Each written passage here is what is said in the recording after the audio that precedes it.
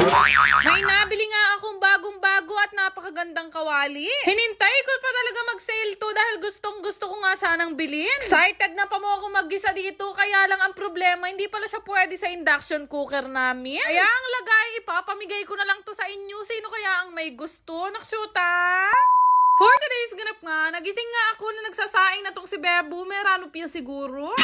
Bali yun natira nga namin giniling kagabi, ito torta na lang daw niya at sakto-sakto may uwi nga si mami nitong malalaking hipon. Kulang pa nga daw yung itlog na nilagay niya doon sa giniling, kaya nagpakuha nga siya sa akin. Kaya lang nuko, nung pagtingin ko rugo sa rep namin, walang laman. Kaya bumaba muna ako dito sa bahay nila mami at nangutang muna ako ng ebon. Binidyoan ko talaga yung pagkuha ko ng itlog para kapag ka nagtaka sila, alam nila kung sino yung kumuha. Uy, nagpapaluto nga sa akin ng giniling si Bebo. Dinadagdagan ko talaga yung luto ko dahil alam ko kinabukasan gusto niyang magtortang giniling. Kaya naman ito yung ulam namin ngayong tanghalian, tortang giniling at malalaking hipon. Malagad lang kami mag-ulam ng hipon guys dahil hindi namin natsetsempuan yung nagtitinda niyan at bukod dun napakamahal. Nakakain nga lang kami ng hipon kapag merong catering sa amin.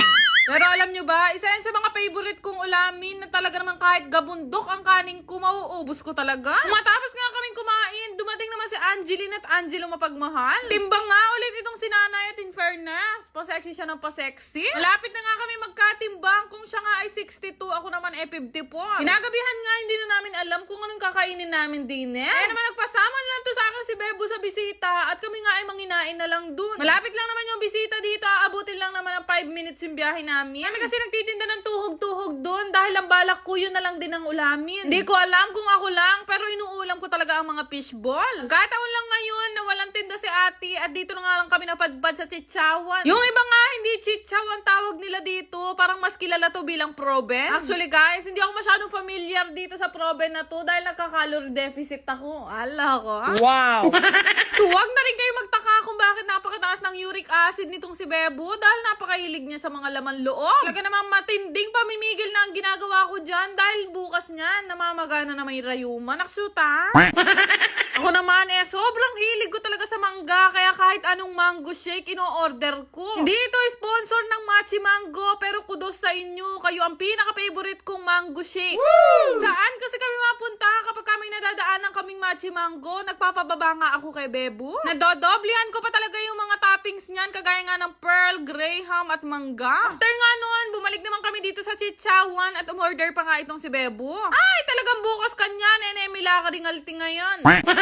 Tapos nga niya kumain doon, nagpasama naman ako sa kanya na kumain ng ihaw-ihaw. Fishball kasi talaga ang target kong kainin ngayon at ulamin, kaya lang wala nga ako nabili. Kung matatandaan nyo nga, dito ako kila ate, nag-shoot ng Piliin Mo ang Pilipinas. Pero actually, ilang buwan ko ring iniiwasan yung mga ganitong pagkain dahil nagpapapayat nga ako ng sobra. Huling kain ko nga siguro ng inihaw ay mga 2 o 3 buwan na ang nakakaraan, kaya naman deserve ko ngayon kumain ng marami. Nga sa mga paborito kong ino-order dito ay itong tenga. Hindi ko lang alam kung kaninong tenga to. Tenga ba to ng baboy, baka o manok? Alang, hindi ko talaga kapad yung mga sausawan na merong pipino. Kahit anong pagkain na may pipino, hindi ko talaga kakainin. Mapainumin man yan, burger o suka, ayaw na ayaw ko talaga. Sa amoy pa lang. Kaya naman yung suka na ginamit ko, yung suka na gamit kanina ni Bebo sa chichaw o sa proben. Mukhang hindi na nga kami makakakain ng dinner nito dahil naparami na nga ang kain ng Disney Princess. Uwi na rin naman kami niyan pero dumiretso muna ako dito sa tindahan malapit sa amin at ako nga ay bibili ng pansigang para bukas. Bukod nga sa sinigang mix, bumili na rin ako dito ng tinapay dahil yan ang palagi namin kailangan sa bahay. Yung mga tao kasi sa amin, kahit anong oras na, meron pang nangangalutkot, danupan lang danupan.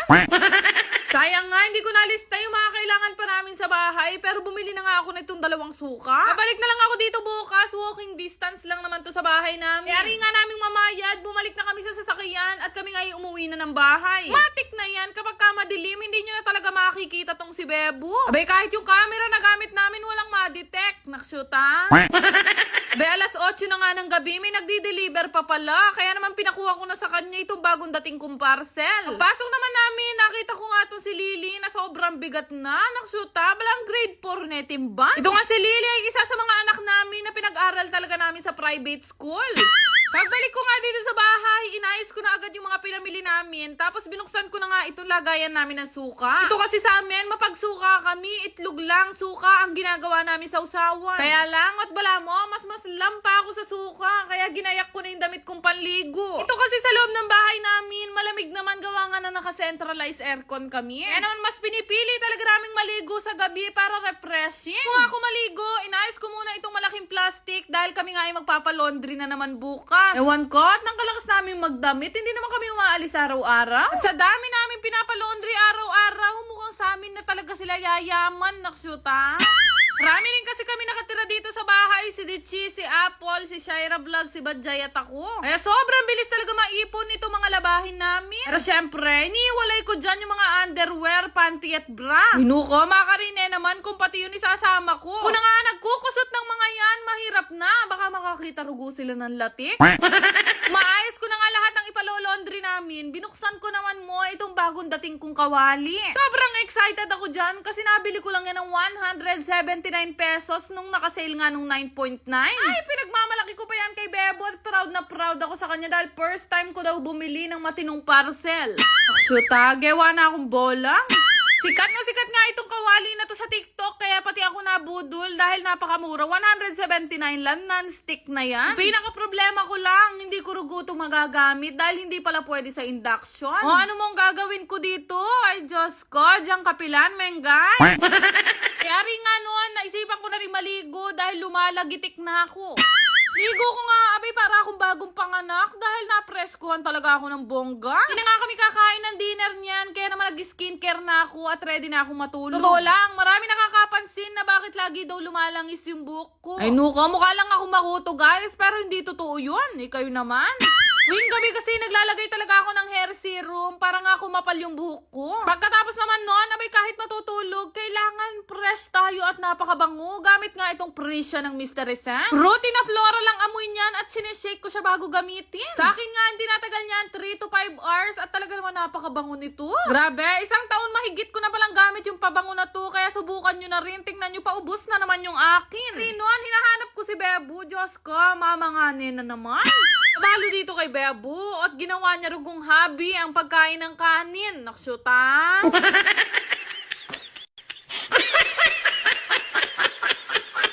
Yan lang naman. Salamat! 5,575!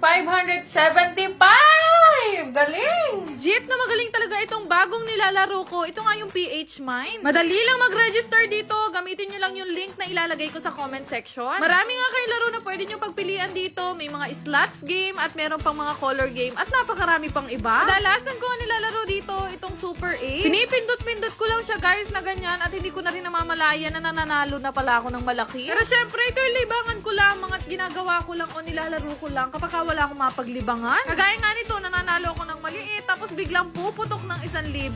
Syempre guys, choice nyo rin yan kung magkano yung ibebet nyo. Mas malaking bet, syempre, mas malaki yung tama. Uy, 1,300! 2,500! 2,900! Lahat nga na magre-register sa link na ilalagay ko sa comment section ay magkakaroon sa akin ng ayuda. Go! Yan lang naman. Salamat!